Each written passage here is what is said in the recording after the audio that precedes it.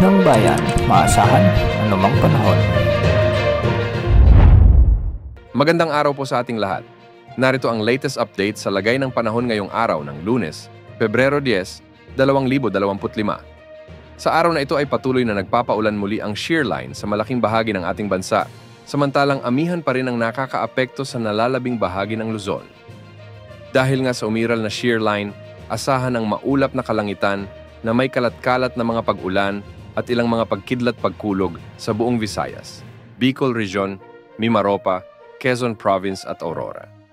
Pinaalalahanan ng lahat na mag-ingat sa banta ng posibleng pagbaha o pagguho ng lupa dahil sa katamtaman hanggang sa malalakas at kung minsan ay matitinding pag-ulan.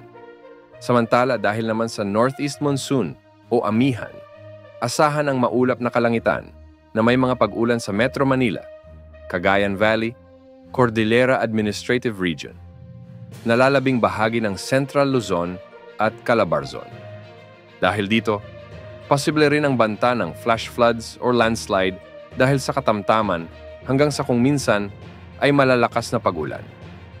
Samantala, dahil naman sa mainit na hangin mula sa Pasipiko o ang easterlies, asahan ang maulap na kalangitan na may kalat-kalat na pag-ulan at pagkidlat-pagkulog sa Caraga Region. Samantala, asahan naman ang bahagyang maulap hanggang sa maulap na papawirin na may pulu-pulong mahihinang pag-ulan sa nalalabing bahagi ng Luzon dahil pa rin sa amihan o Northeast Monsoon. At easterlies naman ang magdudulot ng bahagyang maulap hanggang sa maulap na papawirin na may pulu-pulong mga pag-ulan o pagkidlat-pagkulog sa nalalabing bahagi ng Mindanao. Samantala, may nakataas namang gale warning sa northern and western seaboards ng Central Luzon, sa silangang mga baybayin ng Southern Luzon, at sa eastern seaboards ng Visayas. Matataas na pag-alon din ang inaasahan sa western and eastern seaboards ng Northern Luzon, partikular sa Batanes, Cagayan kasama na ang Babuyan Islands, Ilocos Norte, Ilocos Sur, La Union, Pangasinan at Isabela. At katamtamana naman ang mga pag-alon sa western seaboards ng Central at Southern Luzon.